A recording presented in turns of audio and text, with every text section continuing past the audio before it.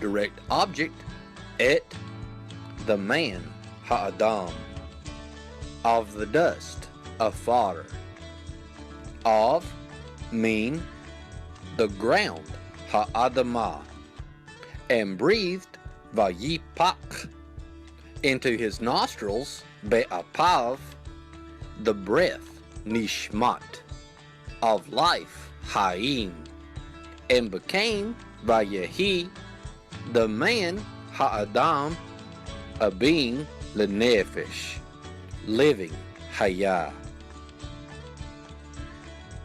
We're following Yeshua in a Hebrew way together.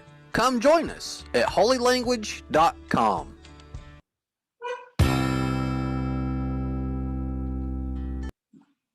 Emoji Hebrew Scripture. Sorry. Shalom, I'm Jonathan. Let's read Genesis 2:7. Ya, silakan Mas itu. Ya, Pak, saya mau share screen dulu, Pak. Iya.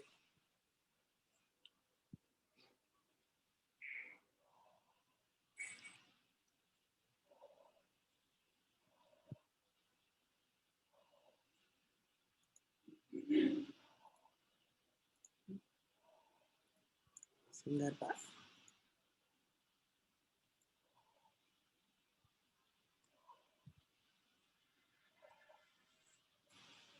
Ya, silakan, Pak.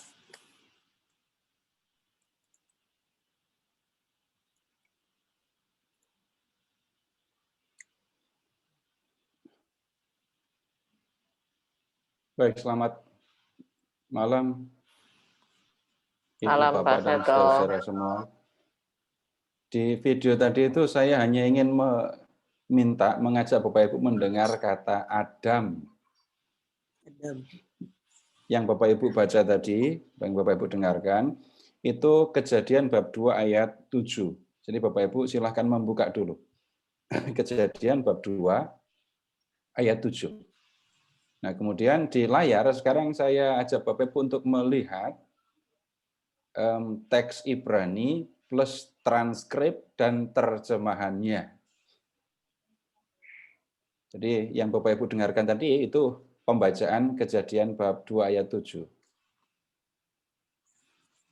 Udah, Bapak Ibu boleh sambil melihat teks Indonesianya, sambil melihat layar. Jadi dua harus diperhatikan. Vayitzer Adonai Elohim et ha Adam. Bapak Ibu perhatikan di sini, Adam. Ya, ini tulisannya di sini. Ini tulisannya Ibraninya begini, transliterasinya begini, ha Adam. Artinya manusia. Afar, debu, min, ha Adamah. Perhatikan, ha Adamah. Jadi ada kata Adam ini tadi ya, yang artinya manusia.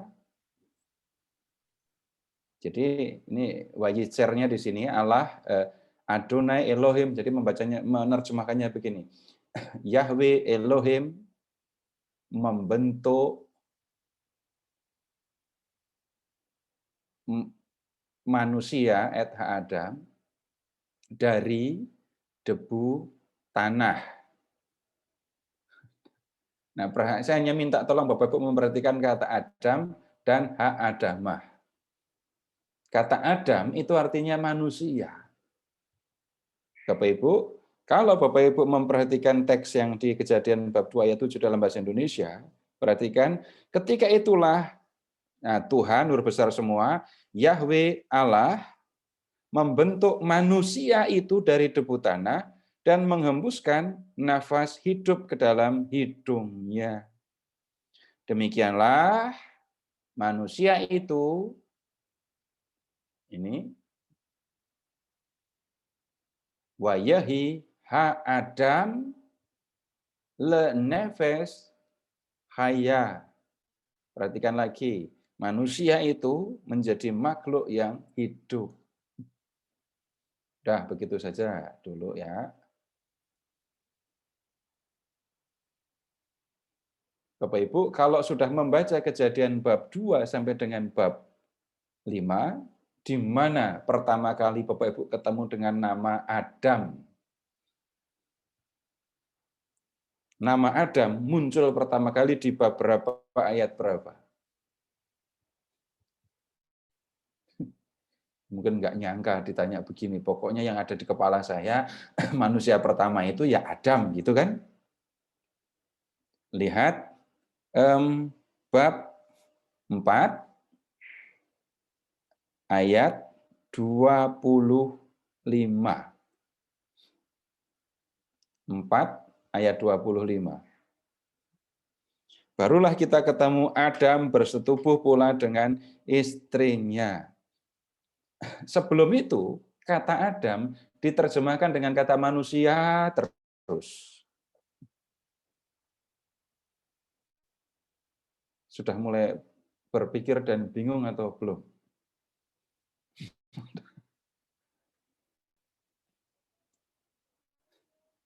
Ya, sekarang begini. Bapak Ibu silahkan mengingat Charles Robert Darwin. Charles Darwin hidupnya abad berapa? Awal abad 19, ya. 1800 dan seterusnya. Sejak Darwin mencetuskan teori evolusi, orang baru mulai berpikir tentang perkembangan apa menyebutnya ya, makhluk hidup dengan evolusi itu. Teori ini kemudian mengalami pertentangan di sana sini ya. Tapi kemudian di sisi lain memicu studi lebih lanjut tentang teori evolusi ini. Sampai kemudian orang-orang yang mengikuti teorinya yang sampai di Pulau Jawa menemukan Homo soloensis, Homo wajakensis dan seterusnya. Nah, kemudian sejak lama itu orang berpikir, manusia sudah bertanya-tanya, dari mana datangnya manusia itu? Ya. Sejak dulu orang sudah bertanya tentang hal itu.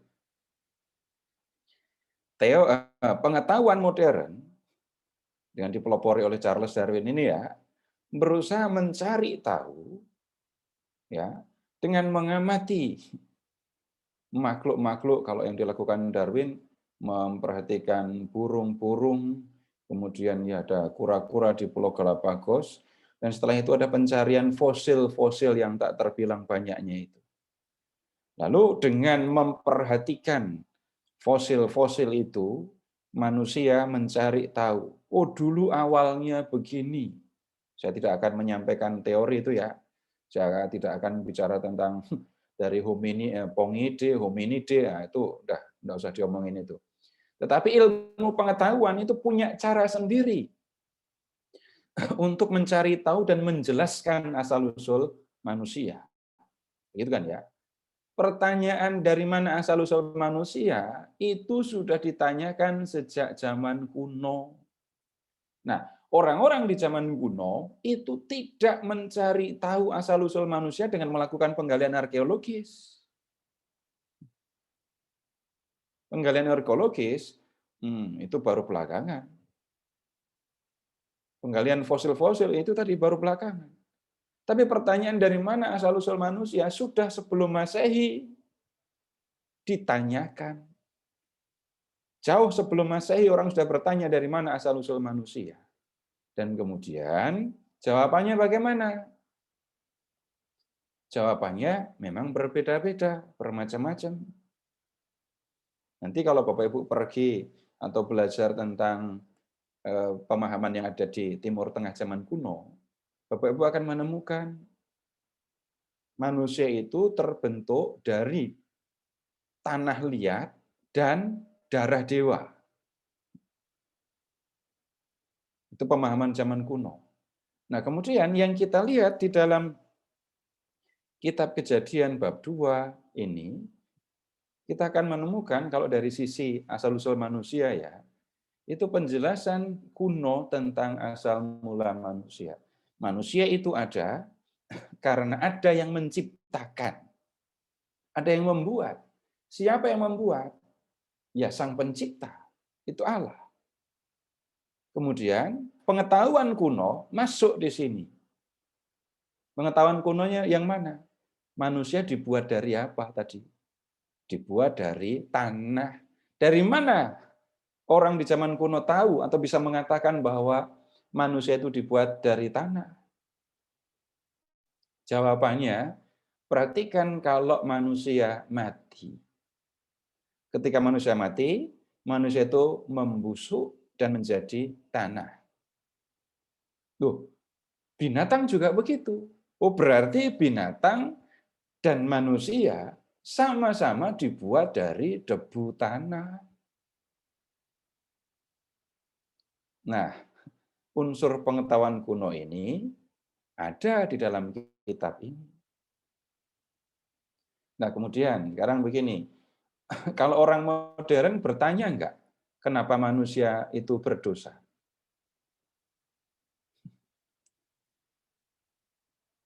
Ada enggak jawaban ilmiah tentang manusia itu kok berdosa? Bagaimana dosa bisa masuk ke dalam dunia manusia, dan bagaimana manusia punya kecenderungan kepada dosa? Ini ilmu biologi apa yang memberi penjelasan kayak gitu? Enggak ada. Tapi dalam pembicaraan mengenai kehidupan sesama manusia, bisa jadi ini orang berpikir dan bertanya, kenapa sih manusia itu kok berdosa? Kenapa manusia memiliki kecenderungan ini? Nah, kita mencari jawaban. Orang di zaman kuno juga sudah lebih dulu bertanya, dari mana asal mula dosa? Mengapa ada dosa? Nah, kita ketemu jawaban orang di zaman kuno ya tentang kekurangan atau kelemahan manusia itu. Dosa apa yang pertama kali muncul? Ilmu pengetahuan modern tidak bertanya tentang hal itu. Tetapi orang bertanya, dosa apa yang paling menyebutnya ya, paling mematikan. Kalau Bapak Ibu belajar tentang 7 dosa pokok, dosa yang pertama disebut apa? Kesombongan. Dan kemudian Thomas Aquinas itu juga sudah memberikan keterangan. Nah, kesombongan ini yang menjadi sumber bahkan dari dosa-dosa yang lain. Nah, kalau Bapak Ibu membaca Kejadian bab 3, Bapak Ibu akan menemukan penjelasan dari zaman kuno tentang asal mula dosa ini. Dan kemudian cara orang kuno memberikan penjelasan dengan cara orang modern memberikan penjelasan berbeda. Bedanya apa? Nah, kalau belajar misalnya tentang asal-usul manusia, begitu kan? Lalu diurutkan perkembangannya, katanya manusia paling kuno, fosil manusia paling kuno ditemukan dari Afrika. Awalnya begitu. Tapi kemudian ada perkembangan, ternyata di tempat lain ditemukan fosil yang lebih tua. Ini buktinya. Ini hasil radiokarbonnya, umurnya sekian. Itu cara orang zaman modern menjelaskan tentang perkembangan manusia. Di zaman kuno nggak begitu caranya. Caranya bagaimana? Orang kuno memiliki pengetahuan, dan kemudian mereka sering kali menyampaikan penjelasan-penjelasan itu dengan menggunakan cerita. Nah, kemudian kalau di dalam Alkitab, pengetahuan-pengetahuan dari zaman kuno itu dimasukkan ke dalam dalam kepercayaan yang mereka pegang. Manusia itu ada karena ada yang menciptakan. Ya. Kemudian bagaimana mereka menjelaskan bahwa manusia itu ada karena diciptakan? Nah, kita ketemu dengan kisah penciptaan yang di dalamnya sekali lagi mengandung unsur-unsur pengetahuan yang kuno tadi. Nah, kemudian nanti pertanyaan yang agak menyakitkan untuk dijawab itu adalah kalau ditanya, itu jadi Adam dan Hawa itu beneran ada atau enggak? Kalau pertanyaannya sudah seperti itu, ini saya yang saya bisa jawab pelugas langsung, tetapi Bapak Ibu jangan hanya mendengarkan kalimat saya satu potong, lalu besok nggak datang lagi. Kalau nggak mau pusing, kalau nggak mau jadi tambah kacau. Saya sudah mengajak Bapak Ibu untuk melihatin tadi ya, Kejadian bab 2 ayat 7. Yang diciptakan itu adalah manusia. Manusia diciptakan berasal dari Allah. Allah yang membuatnya menjadi ada. Nah, kemudian begini, kalau Bapak Ibu mendengar tentang cerita macam-macam sana sini tentang orang manusia pertama ini, ya Bapak Ibu akan mendengarkan orang berbicara macam-macam. Enggak usah sibuk mencari bukti Adam dan Hawa itu ada atau tidak. Tapi silahkan memperhatikan ya sebuah kepercayaan yang tidak mungkin kita lepaskan. Ada Allah yang menciptakan, yang membuat manusia itu menjadi ada. Bagaimana cara Allah mencipta? Itu sesungguhnya di luar kemampuan manusia untuk memahaminya. Kenapa kok begitu? Ya nggak ada saksi mata dulu. Nah, sekarang begini, kembali lagi ke apa yang sudah saya sampaikan di pertemuan-pertemuan yang lalu ya. Kita membaca, memahami ceritanya, kemudian kita akan melihat apa yang sesungguhnya mau disampaikan di dalam cerita ini. Nah, kalau mengamati Kejadian bab, tunggu dulu. Sampai di sini Bapak Ibu ada yang perlu disampaikan?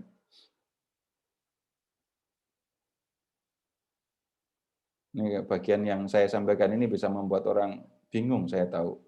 Tapi sekali lagi, kalau bingung jangan kemudian hanya mendengarkan sekali, terus habis itu pergi. Ya, bingung terus. Kalau enggak malah saya membuat lebih bingung lagi. Ada yang perlu disampaikan? Sampai di sini dulu. Aman? Aman. Baik, seperti yang sudah saya sampaikan di pertemuan yang lalu, baca, pahami, nikmati ceritanya. Nah, itu dulu yang harus kita lakukan. Ringkasan ceritanya, begini jalan ceritanya ya.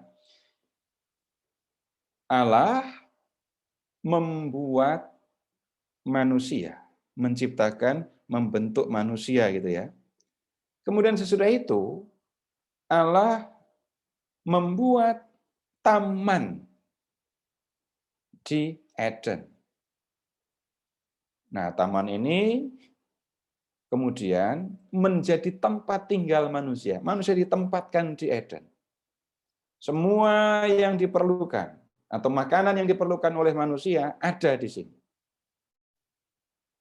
Jadi pohonnya banyak, buah-buahnya banyak. Ada sungai yang jernih dan seterusnya.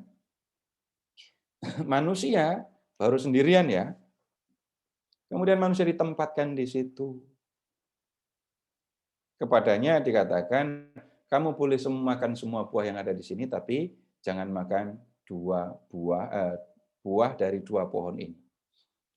Allah melihat, ya manusia itu nggak bagus kalau sendirian. Kemudian Allah menciptakan teman. Nah, kemudian di bab 3, manusia dan temannya itu memakan buah yang dilarang tadi, buah pohon pengetahuan. Akibatnya apa?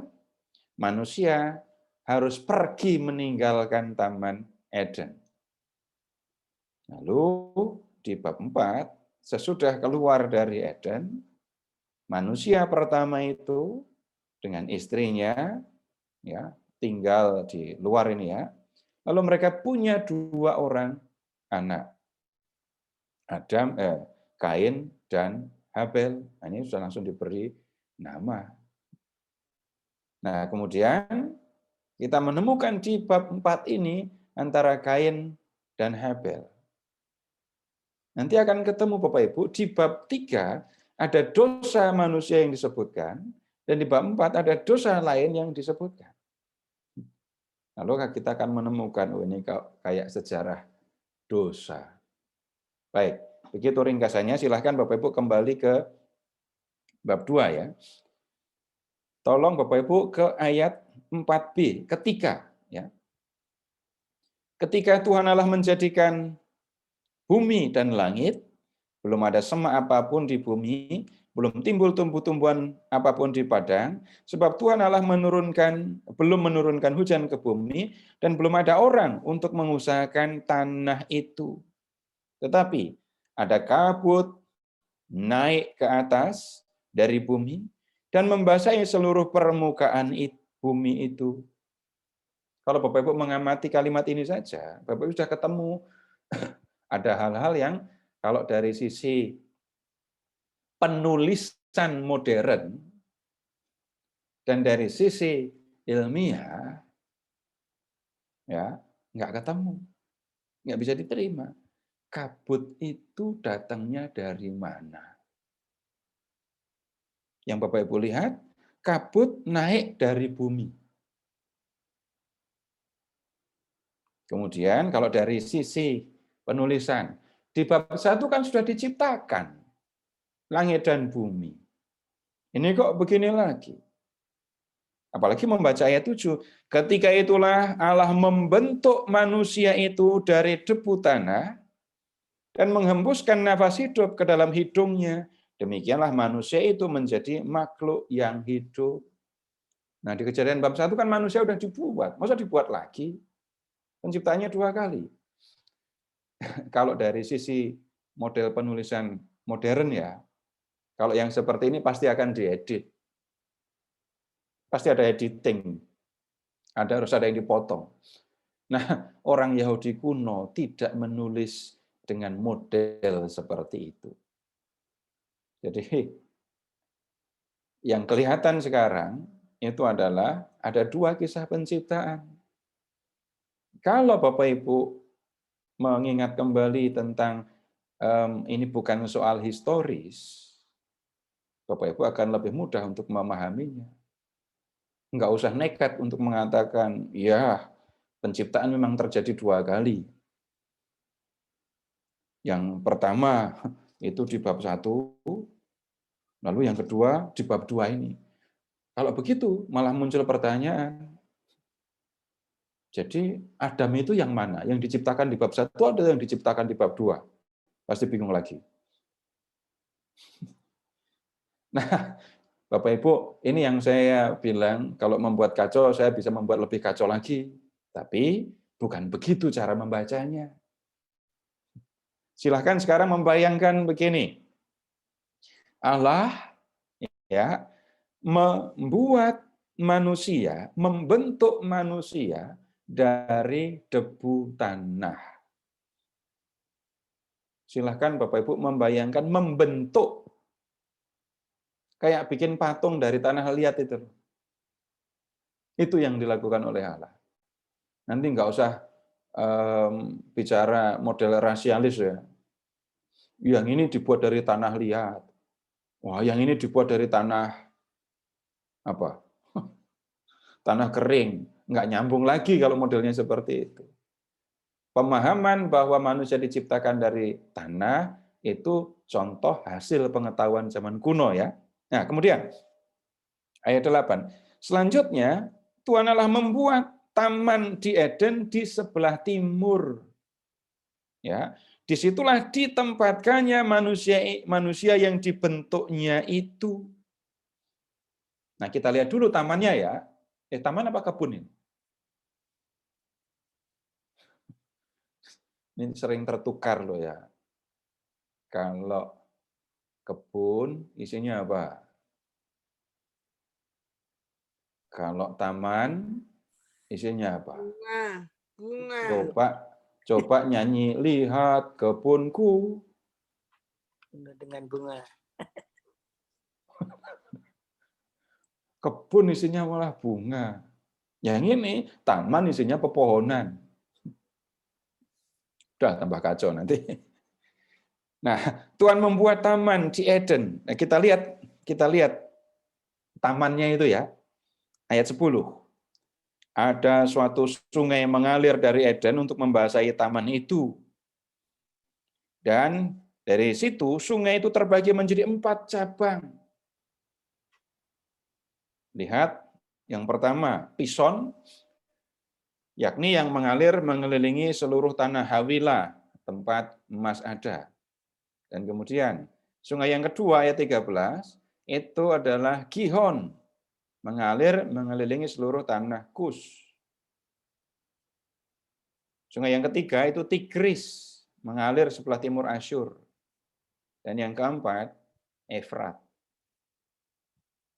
Jadi di taman itu ada sungai terbagi 4. Dan Bapak Ibu amati nama-nama sungai itu sudah ada di zaman kuno, ini pengetahuan kuno lagi ya. Kemudian lihat ke ayat, tunggu dulu. Kembali ke ayat 9 ya. Pohon-pohon. Lalu Tuhan Allah menumbuhkan berbagai pohon-pohon dari bumi yang menarik dan yang baik untuk dimakan buahnya. Dan pohon kehidupan di tengah-tengah taman itu, serta pohon pengetahuan tentang yang baik dan yang jahat. Taman ini penuh dengan pohon-pohon buah. Ya. Kemudian di tengah taman ada 2 pohon yang harus diperhatikan. Yang pertama itu pohon kehidupan ya. Dan yang kedua, pohon pengetahuan tentang yang baik dan yang jahat. Nah, kemudian ayat 15. Tuhan Allah mengambil manusia itu dan menempatkannya dalam Taman Eden untuk mengusahakan dan memelihara taman itu. Sudah ditempatkan di situ. Lalu Allah memberi perintah kepada manusia itu, semua pohon dalam taman ini boleh kau makan buahnya dengan bebas. Tetapi pohon pengetahuan tentang yang baik dan yang jahat itu janganlah kau makan buahnya. Sebab pada hari engkau memakannya, pastilah engkau mati. Ya. Jadi Tuhan sudah memberi pesan kepada manusia yang diciptakannya. Makan aja semua yang ada di pohon ini, kecuali 1, buah pohon pengetahuan. Kalau kamu makan, mati kamu nanti. Nah, manusia itu sekarang sendirian kan ya. Manusia itu di Taman Eden sendirian loh ya. Nah, kemudian apa yang dikerjakan manusia itu di Eden, di taman itu? Yang ada cuma pohon-pohon buah, sungai. Jadi naik pohon, makan buah, turun, terus ngapain? Tidur dulu atau masuk sungai dulu? Tidur, masuk sungai, berenang, naik lagi, lapar, naik pohon lagi, ambil buah. Begitu terus yang dilakukan. Mau ngapain lagi? Mau sendirian. Terus, ayat 18, Tuhan Allah berfirman, tidak baik kalau manusia itu seorang diri saja. Kenapa? Ya karena itu tadi yang dilakukan manusia itu ngapain di Taman Eden kalau cuma begitu aja. Nggak baik kalau manusia itu sendirian saja. Bapak Ibu, ayat ini kadang dipakai untuk mengkritik para romo dan suster, nggak nyambung. Nggak baik kalau manusia sendirian saja, maka harus menikah, punya istri. Nggak ketemu. Ya, lanjut. Kalau ketika atau setelah Tuhan melihat manusia itu nggak bagus kalau sendirian, ya, maka Tuhan berfirman, Aku akan menjadikan penolong baginya yang sepadan dengan dia. Jadi Tuhan mau memberikan teman untuk manusia itu. Nah, lihat yang dia disebut sebagai penolong ya. Lalu lihat apa yang dilakukan oleh Tuhan di ayat 19. Lalu Tuhan Allah membentuk dari tanah segala binatang hutan dan segala burung di udara. Dibawanyalah semuanya kepada manusia untuk melihat bagaimana ia menamainya, dan seperti nama yang diberikan manusia itu kepada tiap-tiap makhluk yang hidup, demikianlah nanti nama makhluk itu. Manusia itu memberi nama kepada segala ternak, kepada burung-burung di udara, dan kepada segala binatang hutan, tetapi baginya sendiri, ia tidak menjumpai penolong yang sepadan dengan dia. Nggak ada yang sepadan. Sederhananya, tidak ada binatang dan burung yang bisa diajak ngobrol sama perempuan itu, sama manusia itu. Dia datang kepada sapi, sapinya diajak ngomong. Sapinya jawab apa? Sepandai-pandainya monyet, gitu ya. Ya, monyet kan punya kemampuan, ada kemampuan otak juga yang lebih dari yang lain mungkin ya. Tetap saja tidak bisa diajak ngobrol. Seakrab-akrabnya Bapak Ibu dengan anjing peliharaan, ya. Bapak Ibu, tolong siapa yang mau cerita, anjingnya pernah ngomong apa sama Bapak Ibu? Nah, itu saja maksudnya. Manusia diberi penolong, tapi itu binatang-binatang, dan dari semua binatang tidak ada yang sepadan dengan manusia. Nggak usah iri sama dayang sumbi. Nah, kemudian apa yang dilakukan oleh Tuhan sesudahnya? Ayat 21. Lalu Tuhan Allah membuat manusia itu tidur nyenyak. Manusia yang dibuat tidur. Kemudian ketika ia tidur, Tuhan Allah mengambil salah satu rusuk daripadanya lalu menutup tempat itu dengan daging. Dan dari rusuk yang diambil Tuhan Allah dari manusia itu, dibangunnyalah seorang perempuan. Lalu dibawanya kepada manusia itu. Lalu berkatalah manusia itu, inilah daging dari tulang dari tulangku, daging dari dagingku. Bapak Ibu bisa membayangkan enggak? Tulang Adam, ya, tulang manusia pertama ini, dioperasi, diambil, lalu tutup dengan daging. Dagingnya daging siapa? Daging manusia yang laki-laki itu kan? Berarti setelah perempuan jadi, apa yang terjadi dengan manusia, dengan laki-laki? Kurus pasti. Dagingnya diambil. Nah, kita bisa mengatakan dengan kekuasaannya Tuhan bisa melakukan ini dan itu. Iya, tidak ada soal dengan itu. Nah, kemudian perhatikan ayat 24. Oh, tunggu dulu. Ia akan dinamai perempuan sebab ia diambil dari laki-laki. Saya jamin Bapak Ibu bingung membaca kalimat ini. Dia dinamai perempuan karena diambil dari laki-laki. Ini permainan kata dalam bahasa Ibrani. Dia dinamai Adam karena dibuat dari Adamah. Dia dinamai Isya, perempuan, karena diambil dari Ish, laki-laki. Ya, memang benar-benar permainan kata. Kalau dalam bahasa Indonesia, ia dinamai pemudi karena diambil dari pemuda. Nah, yang mirip permainan katanya begitu. Nah, kemudian perhatikan ayat 24. Sebab itu seorang laki-laki akan meninggalkan ayahnya dan ibunya dan bersatu dengan istrinya sehingga keduanya menjadi satu daging. Mereka keduanya telanjang, manusia itu manusia dan istrinya itu, tetapi mereka tidak merasa malu. Jadi, Bapak Ibu, kalau memperhatikan ayat 24, ini kan Bapak Ibu sedang mendengar penjelasan. Kenapa manusia itu berkeluarga? Kenapa manusia itu menikah? Kenapa laki-laki yang sudah menikah itu meninggalkan orang tuanya, lalu bersatu dengan istrinya? Kan begitu kan? Kenapa kok begitu? Ini jawabannya dulu ada begini. Nah, kemudian kita lanjut dulu, kita lanjut ceritanya dulu ya. Bab 3, langsung ke bab 3 sekarang. Belum pakai baju semua loh ya ini ya. Mereka keduanya telanjang, tapi enggak malu. Bapak Ibu pernah enggak telanjang tapi enggak malu? Ya dulu waktu kecil, semua pasti pernah.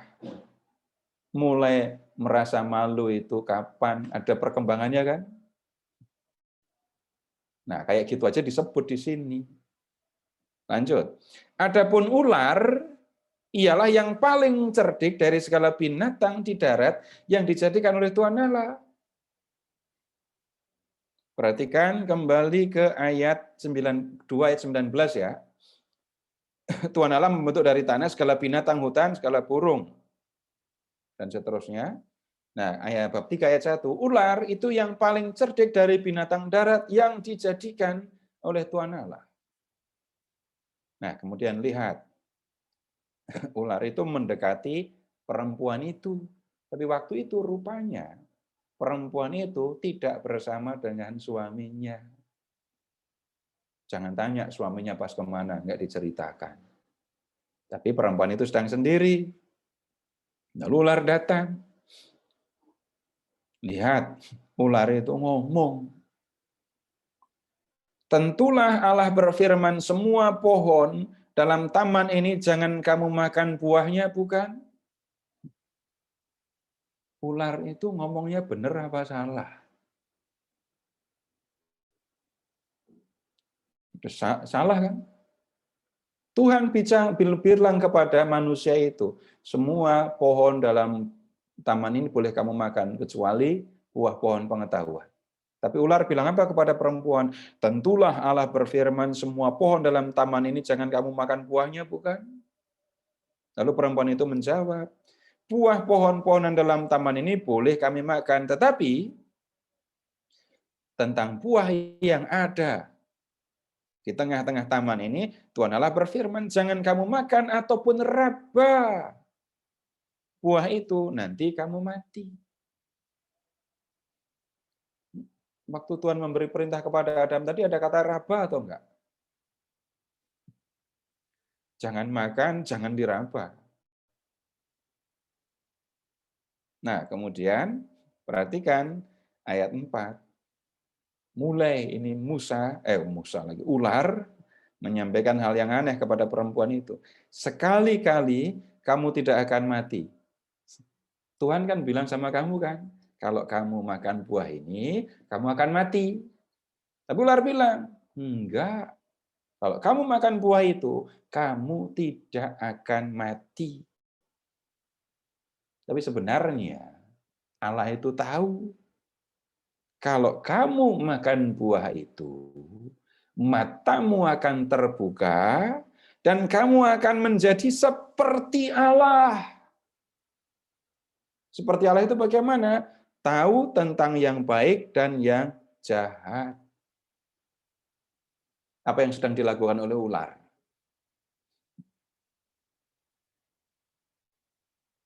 Menanamkan kecurigaan kepada perempuan ini tentang Allah. Allah itu sebenarnya takut disaingi. Kalau kamu makan, kamu jadi kayak Allah.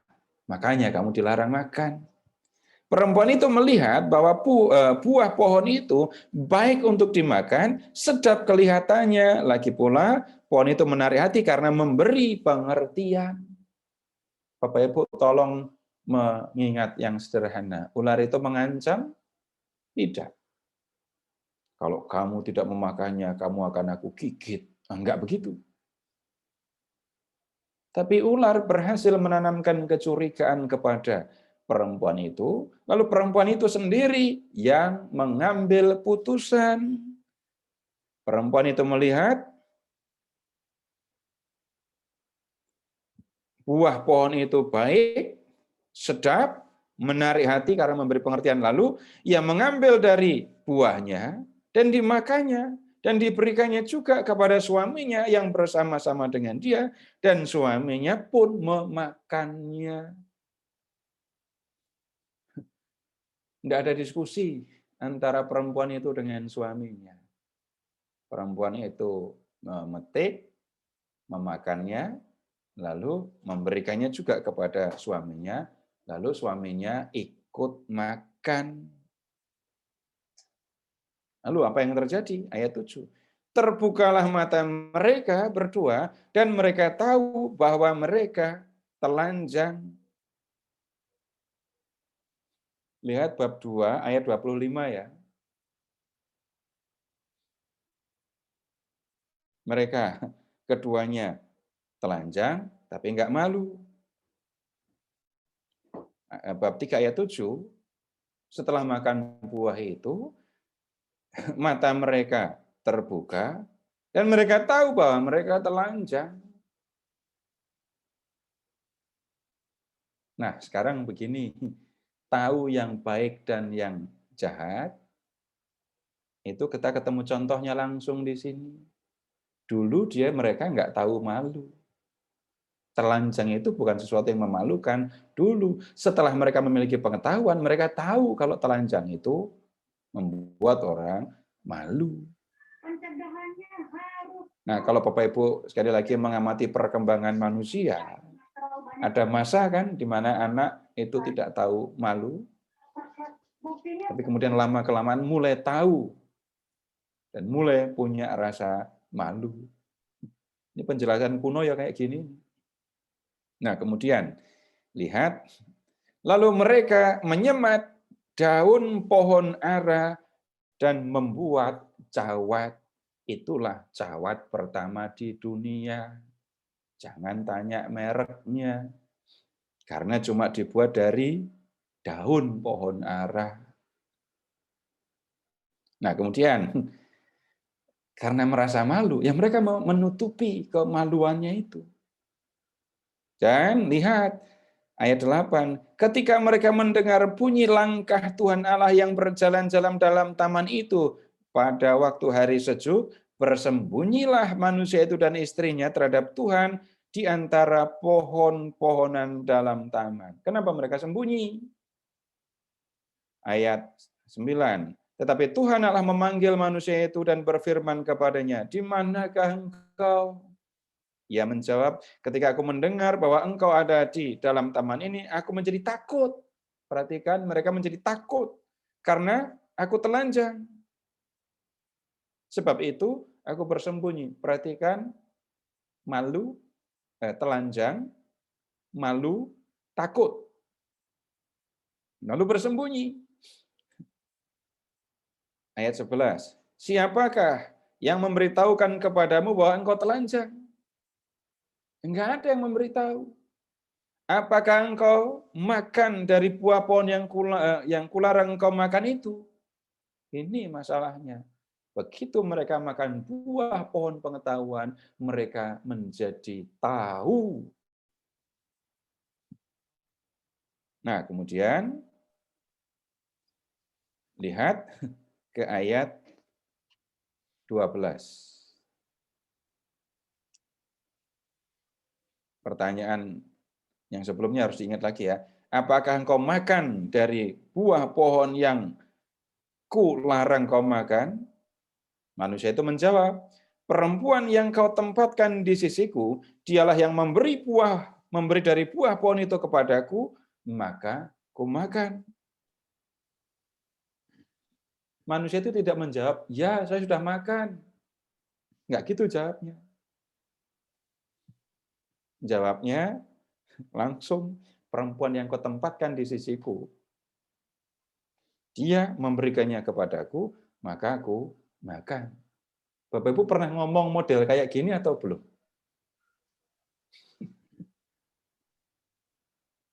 Atau jangan-jangan yang berikutnya. Kemudian berfirmanlah Tuhan Allah kepada perempuan itu, apakah yang telah kau perbuat ini? Jawab perempuan itu, ular itu yang memperdayakan aku, maka ku makan. Pernah memberikan jawaban seperti manusia itu dengan istrinya ketika kita ditunjukin salah kita. Begitu kepada saya ditunjukkan kamu melakukan ini salah gitu ya. Langsung reaksinya, aku enggak salah, yang salah orang lain. Atau aku melakukan ini karena ada ini, ada ini, ada ini. Kesimpulannya mau mengatakan apa? Sebenarnya aku tidak bersalah. Jadi manusia dan istrinya itu kayak siapa? Kayak saya.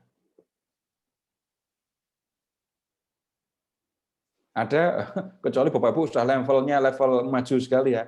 Ketika ditunjukkan kesalahannya, langsung diem. Lalu berpikir, oh iya, memang saya salah. Untuk sampai kepada sikap seperti itu, Bapak Ibu perlu berapa hari?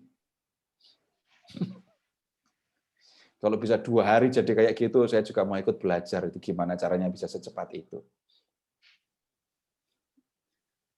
Nah, kalau mau pakai bahasa sekarang, Bapak Ibu itu mulai bisa ngeles itu umur berapa dulu? Pertanyaan berikutnya, yang ngajari siapa? Nggak ketemu siapa yang ngajarin. Lanjut. Nah, si ular nggak ditanya. Lalu Allah berfirman kepada ular itu, karena engkau berbuat demikian, terkutuklah engkau di antara segala ternak dan di antara segala binatang hutan. Dengan perutmu lah engkau akan menjalar, dan debu tanahlah akan kau makan seumur hidupmu. Nah, ini ada pengetahuan kuno, kemudian, loh kok enggak pas? Ya pengetahuan kunonya yang mungkin enggak pas juga. Ular makan tanah. Saya belum menemukan bagaimana orang bisa sampai kepada pemahaman ini di Timur Tengah ya. Tetapi lihat mengapa ular kok menjalar pakai perut, beda dengan yang lain. Nah, kembali ini model pengetahuan kuno ya begini. Aku akan mengadakan permusuhan antara engkau dan perempuan ini, antara keturunanmu dan keturunannya. Keturunannya akan meremukkan kepalamu, dan engkau akan meremukkan tumitnya. Ini satu kalimat yang nggak mudah untuk dimengerti. Di dalam gereja Katolik ada penggunaan teks ini untuk berbicara tentang Bunda Maria ya. Tetapi saya tidak akan masuk ke situ karena kita belajar apa yang tertulis di sini. Nah, perhatikan permusuhan antara manusia dengan ular. Ada permusuhan antara manusia dengan ular. Kita ngomong ular yang liar, bukan ular yang dipelihara. Tapi tunggu dulu, Bapak, Ibu bisa membayangkan ular gurun enggak? Tolong mengingat, pernah menemukan orang yang menjinakkan ular gurun? Kalau ular kobra, ular piton, ya sejinak-jinaknya masih tetap aja liar. Tapi masih bisa dipakai untuk main-main lah. Tapi kalau ular beludak, ular gurun, belum pernah ya dijinakkan lalu untuk sirkus atau ditiup seruling nanti biar ularnya joget gitu kan, nggak ada ular gurun. Lanjut. Nah kemudian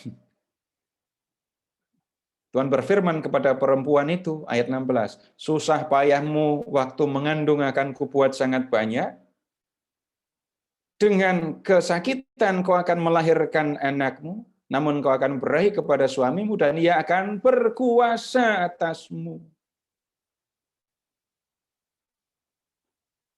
Kemudian ayat 17 dulu. Lalu firman-Nya kepada manusia itu, karena engkau mendengarkan perkataan istrimu dan makan dari buah pohon yang telah kuberi kepadamu, makan daripadanya, tanah kau. Dengan bersusah payah engkau akan mencari rezekimu dari tanah seumur hidupmu. Semak duri dan rumput duri yang akan dihasilkannya bagimu, dan tumbuhan di padang akan loh, engkau akan mencari makananmu sampai engkau kembali lagi menjadi tanah, karena dari situlah engkau diambil, sebab engkau debu dan engkau akan kembali menjadi debu. Bapak Ibu silahkan, ini agak diurutkan dulu ya.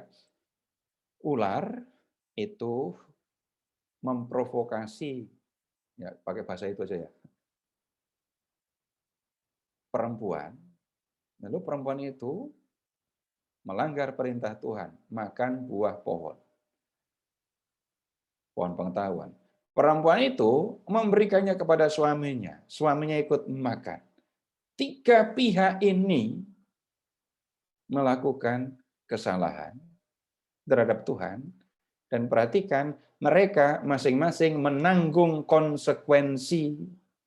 Apa konsekuensinya? Ular harus menjalar pakai perut dan makan debu tanah. Perempuan itu harus tanggung konsekuensi lain. Konsekuensinya apa? Sakit waktu melahirkan. Berahi kepada suami dan ada di bawah kuasa suami. Silahkan mengingat masyarakat Timur Tengah zaman kuno ini. Timur Tengah zaman kuno, masyarakat yang patriarkal. Bapak Ibu, silahkan mengingat perintah dalam 10 perintah Allah. Yang bab Keluaran 20 ayat 17. Jangan mengingini rumah sesamamu, rumah, istri, budak, ternak. Istri dianggap sebagai properti dari suami.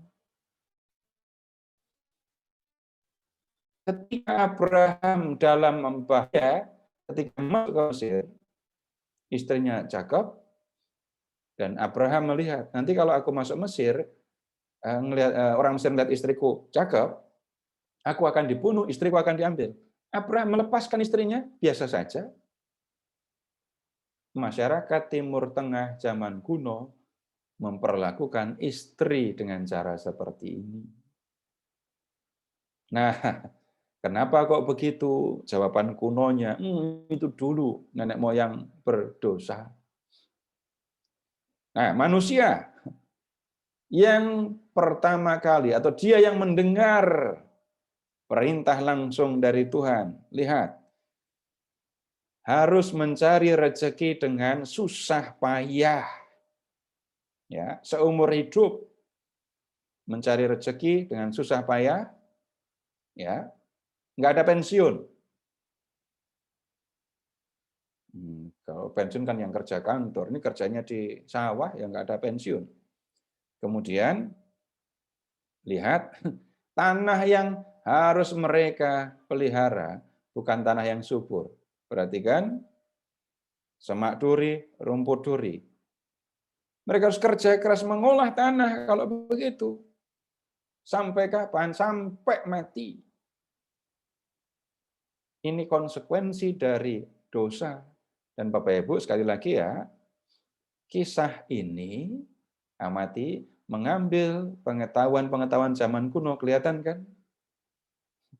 Perempuan kalau sakit, kalau melahirkan sakit. Orang harus kerja keras. Dan kerja kerasnya ini dari tanah, petani, peladang. Dan kemudian tanahnya tanah gersang, tanah yang bukan tanah yang subur. Nah, kemudian manusia berdosa dan Tuhan menunjukkan konsekuensinya. Kita juga bisa mengatakan Tuhan memberikan hukuman, gitu ya. Tapi lihat ayat 20. Manusia itu memberi nama Hawa kepada istrinya. Nah, ini pertama kali muncul nama Hawa.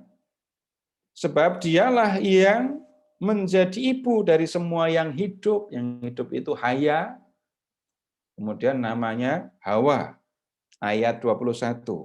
Dan Tuhan Allah membuat pakaian dari kulit binatang untuk manusia itu dan untuk istrinya, lalu mengenakannya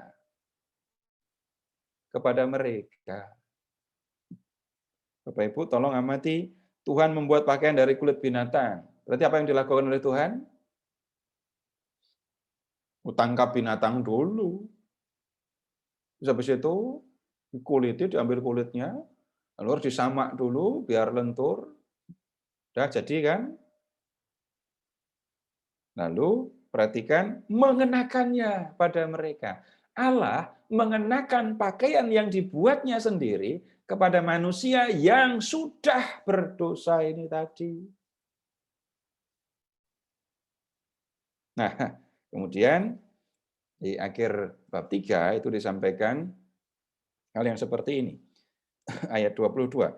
Sesungguhnya manusia itu telah menjadi sama seperti salah satu dari kita. Tentang kita sudah mendiskusikannya. Tahu tentang yang baik dan yang jahat. Maka sekarang jangan sampai ia mengulurkan tangannya dan mengambil pula dari buah pohon kehidupan itu dan memakannya sehingga ia hidup untuk selama-lamanya. Sudah terlanjur ngambil buah pohon pengetahuan, sudah. Tapi harus dicegah jangan sampai manusia makan buah pohon kehidupan. Kalau makan buah pohon kehidupan, konsekuensinya apa?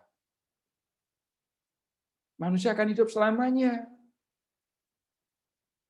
Hidup selamanya itu enak atau enggak enak?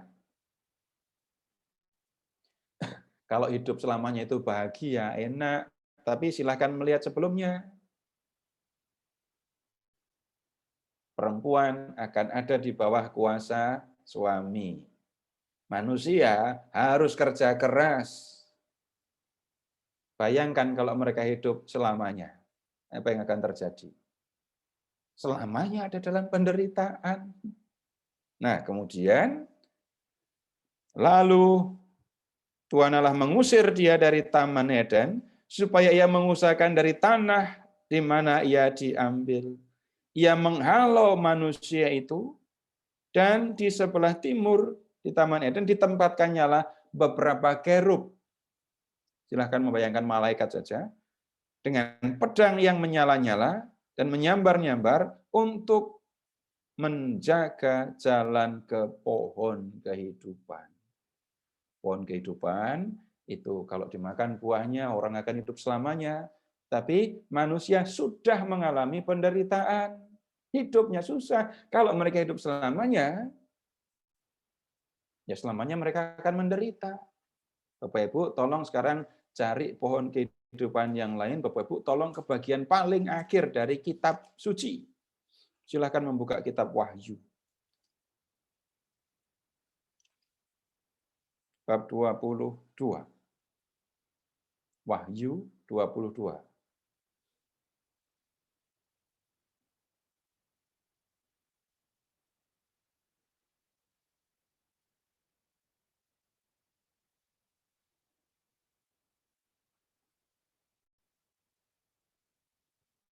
Gampang nyarinya loh ya, dari belakang nyarinya, jangan dari depan, kelamaan nanti. Ini sudah bab terakhir kok ya. Berdua-dua ayat 1. Lalu yang menunjukkan kepadaku sungai air kehidupan, yang jernih bagaikan kristal, dan mengalir keluar dari tahta Allah dan tahta anak domba itu. Di tengah-tengah jalan kota itu, yaitu di seberang menyeberang sungai itu, ada pohon-pohon kehidupan yang berbuah 12 kali tiap bulan sekali. Nah, di Yerusalem surgawi orang hidup bahagia. Semua akan senang kayak raja. Kalau penghuni Yerusalem surgawi makan buah pohon kehidupan, itu sama dengan mengatakan mereka akan hidup terus, tetapi hidupnya di dalam kebahagiaan. Baik, sebelum saya menyampaikan, hari ini cuma bisa dapatkan bab 2, bab 3 ya. Tapi sebelum saya menyampaikan refleksi, Bapak Ibu, kalau ada yang perlu ditanyakan, silahkan disampaikan dulu. Dari chat mungkin Pak Seto.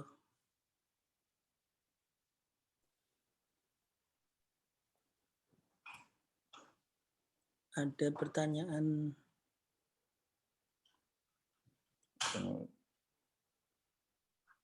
Firdaus, apakah sama dengan kerajaan Kerajaan surga? surga. Kemudian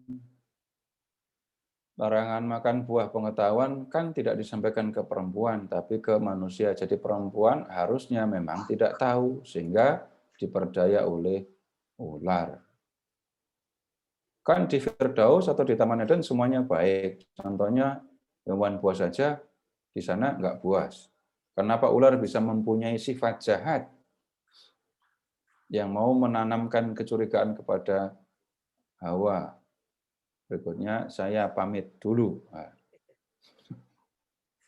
Terus menarik bahwa yang dipilih ular, padahal yang dikenal cerdas juga monyet dan anjing misalnya. Lalu sosok ular dipakai banyak simbol dalam paganisme. Tongkat Musa dan peran ular di gurun. Bahkan paradoks sebab disanding setulus merpati. Kok banyak. Terus diceritakan bagaimana Tuhan menciptakan binatang sebelum menciptakan manusia. Namun di bab 2, nah ini kan saya sudah menyampaikan yang ini tadi kan. Kenapa Si disebutnya bukan Adam.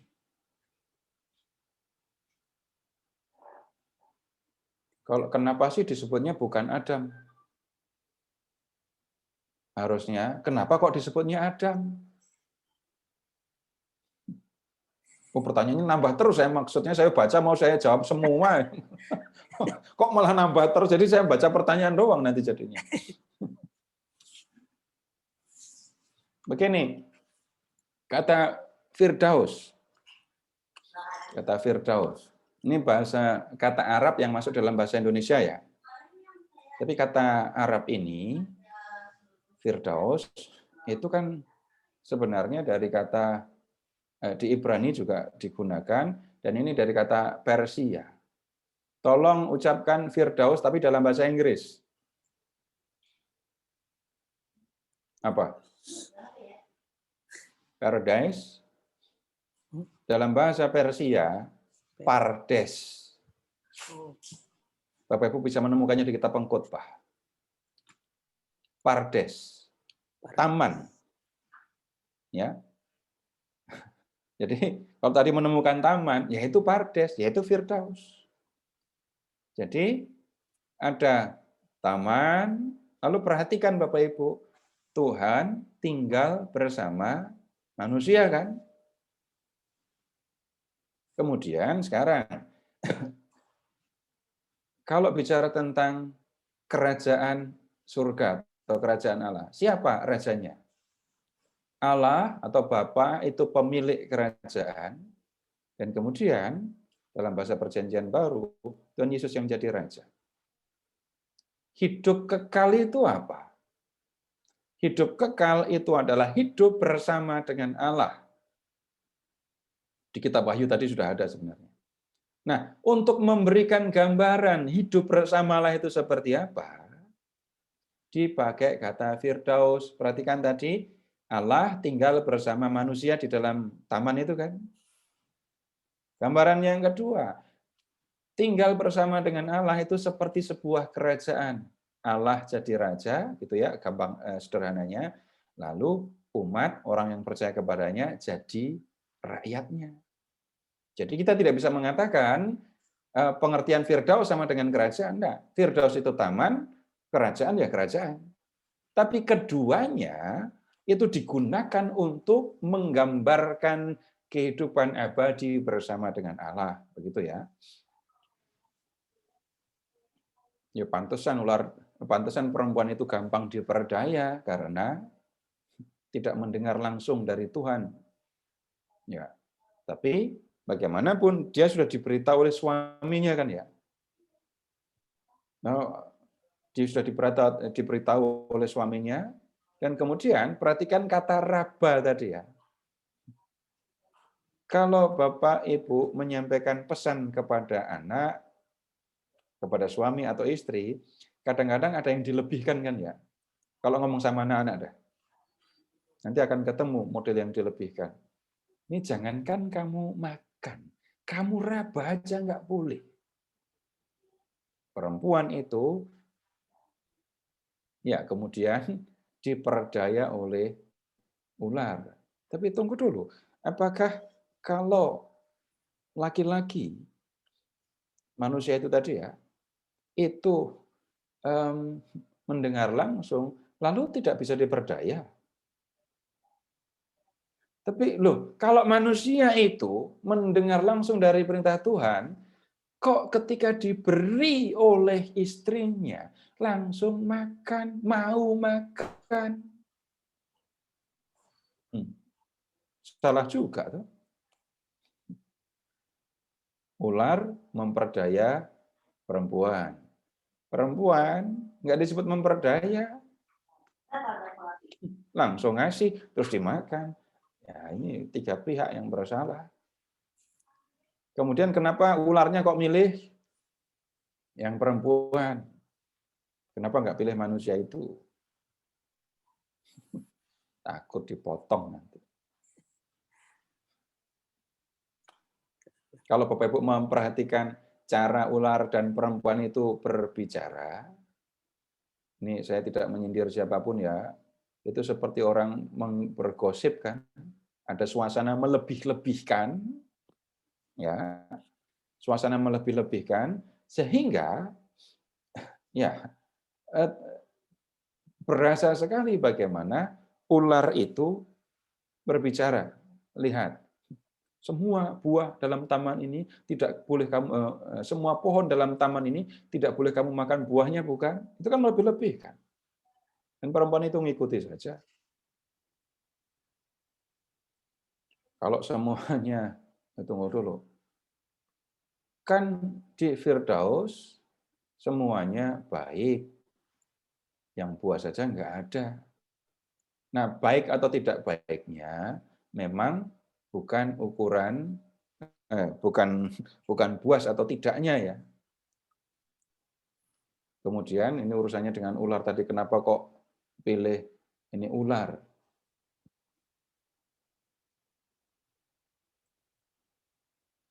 Ini nyambung pertanyaan ini. Pertanyaan nyambung dengan pertanyaan kenapa kok yang dipilih dalam cerita ini kok ular? Mau milih kancil nggak ada di sana.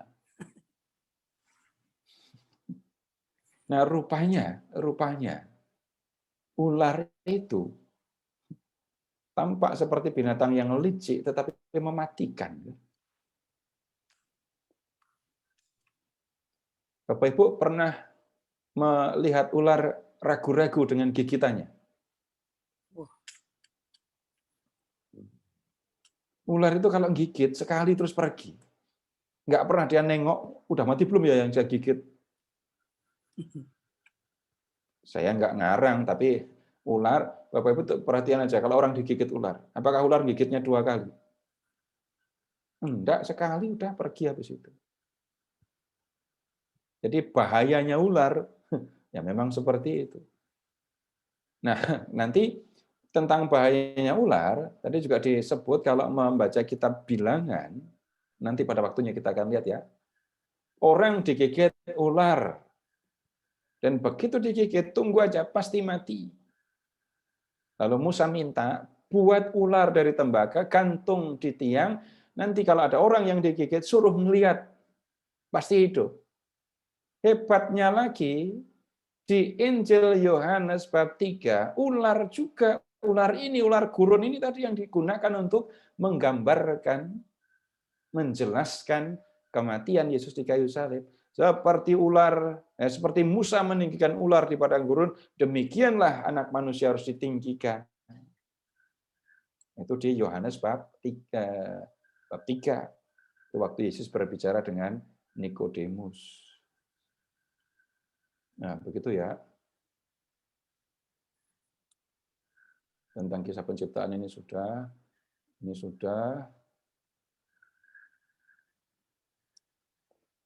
Kita masih ingat di pertemuan yang lalu, kata kita itu harus dipahami dengan 3 cara, tapi jangan pilih satu. Yang pertama, itu Allah dengan makhluk-makhluk surgawi. Ya. Yang kedua, kata kita itu hanya menunjuk kepada Allah, tapi kata kita jamak digunakan sebagai kata tunggal, seperti kalau kita menulis di akhir surat, hormat kami. Ya. Kemudian baru di antara orang Katolik, orang Kristiani ya, kita menunjuk kepada Tritunggal. Tetapi orang Yahudi tidak akan membaca dengan cara seperti itu. Dan kalau membaca kitab suci, kita tidak bisa langsung menggunakan pemahaman kita itu sama dengan Tritunggal. Jadi Allah dan makhluk surgawi, dan kemudian kita juga bisa dipahami Allah sendiri, tetapi yang digunakan kata ganti jamak gitu ya. Nah, pohon kehidupan sama dengan pohon buah terlarang. Nih, buah terlarangnya itu apa sih? Atau Bapak Ibu dengar kata buah terlarang itu di mana, dari mana dengar kata buah terlarang? Film. Jadi pakai pemahaman yang sederhana saja ya. Buah yang dilarang untuk dimakan, itulah buah terlarang. Yang mana itu? Ya pohon pengetahuan tadi.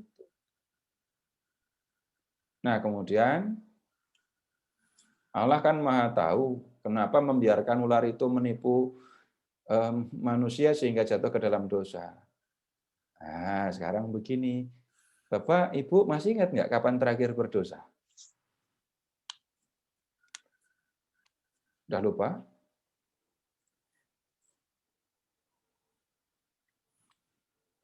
Bapak Ibu pernah ditipu sama iblis atau belum? Pernah, sering. Allah Maha tahu kok melakukan yang kayak gitu toh ya gitu ya.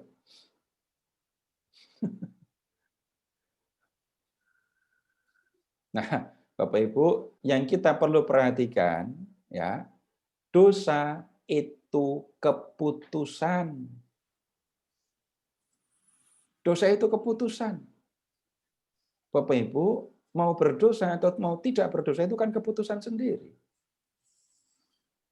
Bapak Ibu tidak dipaksa untuk berdosa.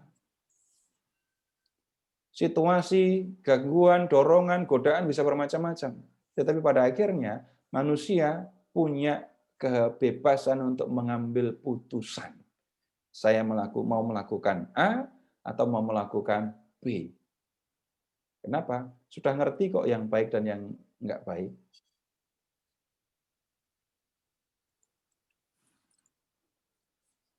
Kenapa ular dikatakan meremukkan tumit, padahal mematikan. Iya. Ular kalau menggigit bagian mana ya? Tanya sama ularnya harusnya ya. Pilih gigit sebelah mana gitu ya. Bapak Ibu, begini saja. Ini silahkan mengingat ya, membayangkan orang di zaman kuno kalau jalan. Jalannya di gurun, kemudian jalan di tanah kering, jalan di semak-semak. ular itu tinggalnya di bawah, di semak-semak, yang paling gampang digigit sebelah mana? Kaki. Ya kakinya sebelah mana? Bukan lutut, lebih bawah lagi, ya tumit itu. Hanya begitu saja maksudnya. Kalau habis digigit ular, bagian yang paling dekat dengan gigitan ular, jadinya berwarna kan ya. Ya begitu, sudah begitu saja. Buah pohon kehidupan itu pohon yang kalau buahnya dimakan, orang yang memakannya akan hidup terus. Itu yang kita lihat di dalam teks. Udah ya. Sekarang begini, nanti Bapak Ibu tolong Bapak Ibu bercerita tentang bab 2 dan bab 3 ini. Nggak pakai teks tapi ya. Bercerita kayak mendongeng, tapi jangan pakai teks. Kalau lancar mendongeng, bercerita dengan tanpa teks, berarti udah paham ceritanya. Memang harus diperhatikan kata-kata penting ya. Kata-kata yang penting. Maksudnya pohon pengetahuan, pohon kehidupan, jangan diganti pohon lain. Nah, kemudian sekarang saya ingin mengajak Bapak Ibu untuk melihat. Kalau melihat apa yang dilakukan oleh Allah untuk manusia, menciptakan atau membuat taman, berikutnya memenuhi, suaranya mantul ini. Suara saya balik ke telinga saya sendiri. Sebentar. Ada yang mute semua ya? Eko. Bagus kok Pak suaranya. Oh iya. Allah menciptakan manusia. Sesudah itu Allah membuat taman. Di taman itu disediakan pohon buah-buahan yang menjamin kehidupannya. Ketika tampak bahwa manusia sendirian nggak baik, Tuhan menciptakan teman-teman. Ketika dilihat Allah bahwa teman-temannya nggak sepadan, Tuhan membuat teman yang sepadan. Perempuan itu tadi. Dari sini Bapak Ibu tahu, yang sebenarnya dikehendaki oleh Allah untuk manusia itu apa? Allah menghendaki manusia bahagia. Allah menghendaki manusia senang. Nah, kemudian ketika manusia ada dalam situasi senang itu, situasi gembira tinggal di Eden. Lihat, ini ular datang dan manusia itu punya rasa curiga kepada Allah. Punya pikiran negatif kepada Allah. Lalu manusia ingin menjadi seperti Allah. Bayangkan, ciptaan mau menjadi pencipta. Mau sama dengan pencipta. Dosa apa ini? Sombong kan? Tidak mengikuti keinginan atau kehendak pencipta, tapi mau menyamakan diri dengan pencipta. Mau menjadi Tuhan atas dirinya sendiri. Dan kemudian dosa manusia itu membawa konsekuensi. Setiap dosa itu punya konsekuensi. Dan kalau tadi kita melihat baik perempuan maupun laki-laki itu menerima konsekuensi, yaitu akibat dari dosa. Lebih lanjut dari dosa itu apa? Dulunya manusia tinggal bersama dengan Allah di Firdaus, di taman, di Eden. Ya. Sekarang akibat dosa, manusia harus terpisah dari Allah. Manusia harus keluar dari Eden, manusia harus terpisah dari Allah. menderita, lalu terpisah dari Allah. Nah, kemudian sekarang begini, Bapak Ibu tolong membuka surat Roma bab 3.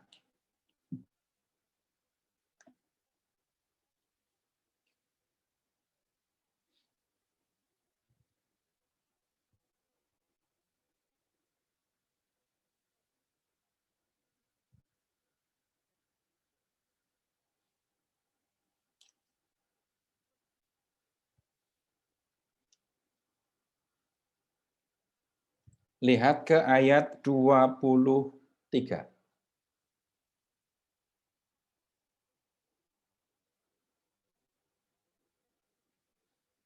Karena semua orang telah berbuat dosa dan telah kehilangan kemuliaan Allah.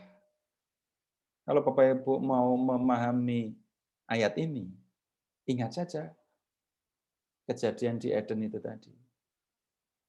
Karena dosanya, manusia kehilangan kemuliaan Allah. Sebelumnya, manusia tinggal bersama dengan Allah. Dan karena berdosa, ya manusia tidak lagi bersama dengan Allah, terpisah dari Allah. Masih di surat Roma, silahkan sekarang ke bab 5.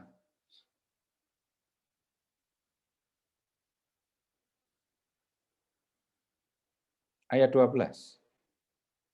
Sebab itu sama seperti dosa telah masuk ke dalam dunia oleh satu orang, dan oleh dosa itu juga maut, demikianlah maut telah menjalar kepada semua orang, karena semua orang telah berbuat dosa. Maut yang dimaksudkan bukan hanya kematian fisik, tapi keterpisahan dari Allah. Nanti nyambung di bab 6 ayat 23. Upah dosa adalah maut. Nah, Bapak Ibu, dengan membaca kisah Adam dan Hawa gitu ya, manusia pertama, kita sebenarnya dibantu untuk mengerti bagian-bagian lain dari kitab suci, khususnya yang berkaitan dengan dosa, dan nanti juga karya penyelamatan yang dibawa oleh Tuhan Yesus. Nah, kemudian begini, saya mau mengajak Bapak Ibu sekarang untuk melihat lebih lanjut tentang Allah ya.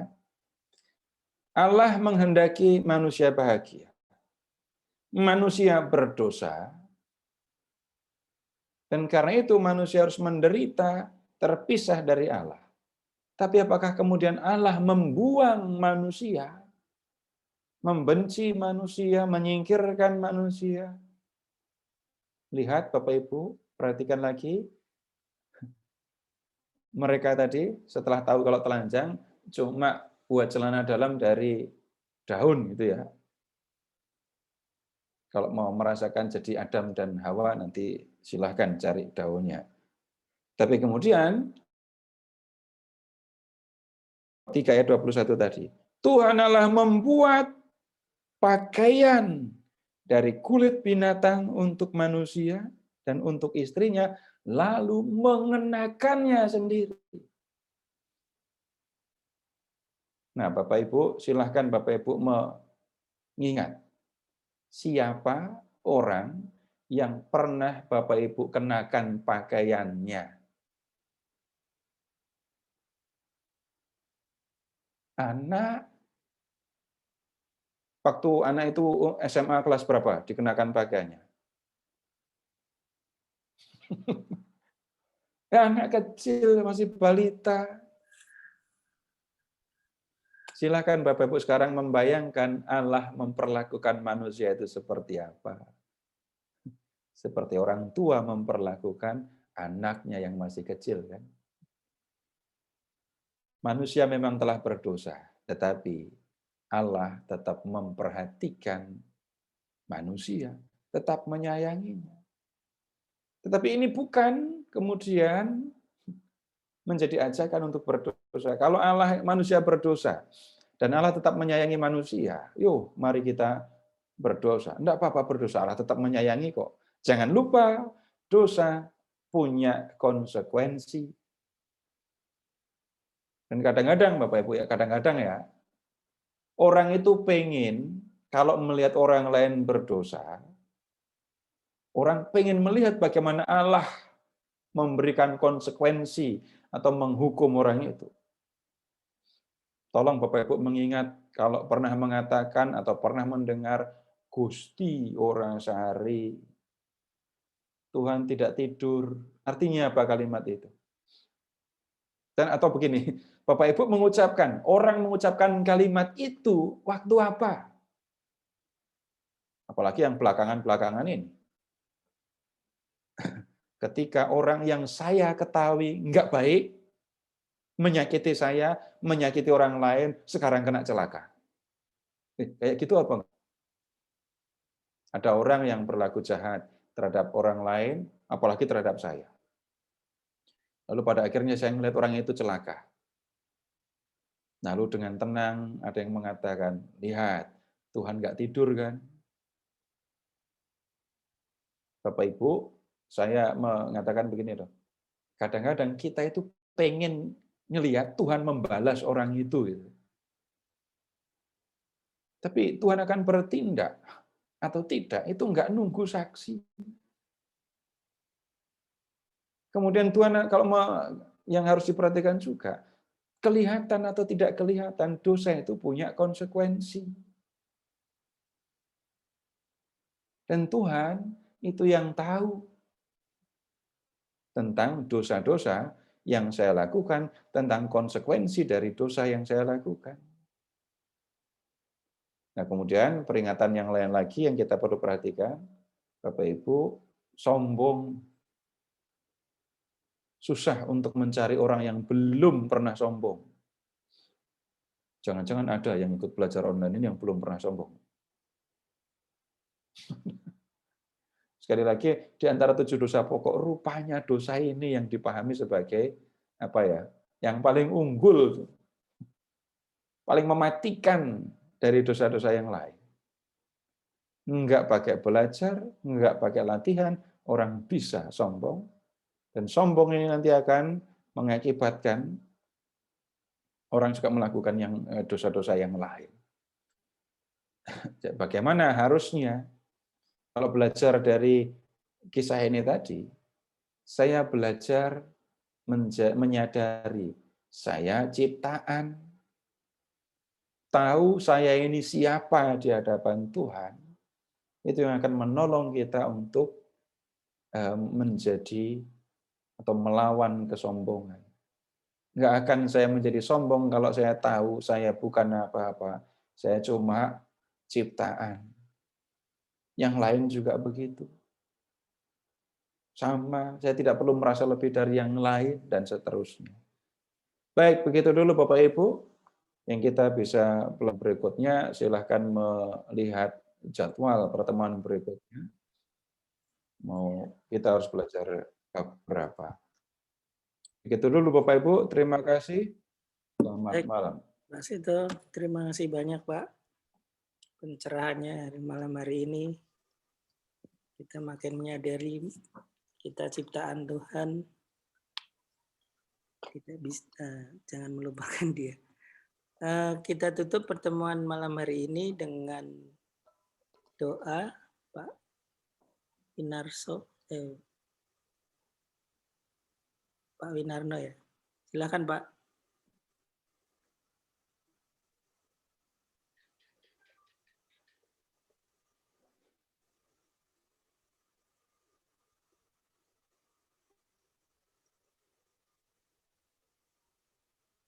Pak Winarno. Masih, Pak?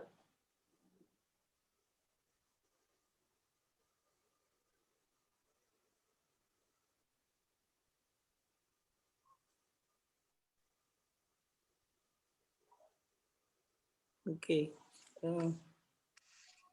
Rupanya enggak ada ya.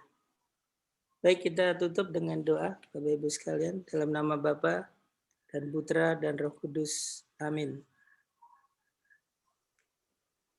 Bapak yang makasih, terima kasih pada malam hari ini. Kami telah menyelesaikan pengajaran yang disampaikan oleh Pak Seto mengenai karya ciptaan-Mu sendiri. Bapa, sadarkan kami semua agar pada akhirnya hanya kasih-Mu saja yang selalu menyertai kami semua. Doa ini kami sempurnakan dengan doa yang Kau ajarkan. Bapa kami yang ada di surga, dimuliakanlah nama-Mu, datanglah kerajaan-Mu, jadilah kehendak-Mu di atas bumi seperti di dalam surga. Berilah kami rezeki pada hari ini dan ampunilah kesalahan kami, seperti kami pun mengampuni yang bersalah kepada kami. Dan janganlah masukkan kami ke dalam pencobaan, tapi bebaskanlah kami dari yang jahat. Kemuliaan kepada Bapa dan Amin. Putra dan Roh Kudus, seperti Putra pada dan Roh permulaan, Kudus, sekarang, seperti selalu, pada permulaan, sekarang, selalu, dan sepanjang segala abad. dalam nama Bapa dan Putra dan Roh Kudus. Amin. Terima kasih Pak Seto, Bapak Ibu sekalian. Terima kasih, Pak Terima kasih Seto. Pak Seto. Terima kasih Terima kasih semuanya. Pak Seto, terima Terima kasih kasih Pak Seto, semuanya. terima Selamat kasih malam. semuanya. Terima kasih. Malam. Terima kasih. Terima kasih, selamat malam, selamat istirahat semuanya. Malam. Bye, selamat malam.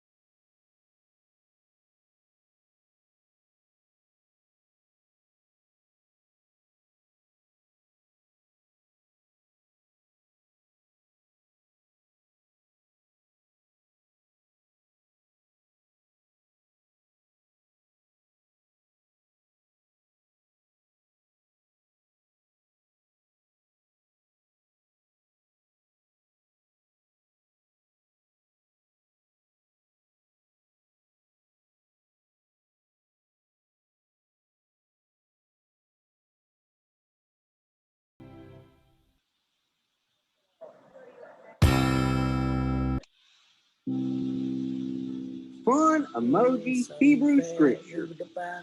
Shalom, I'm Jonathan.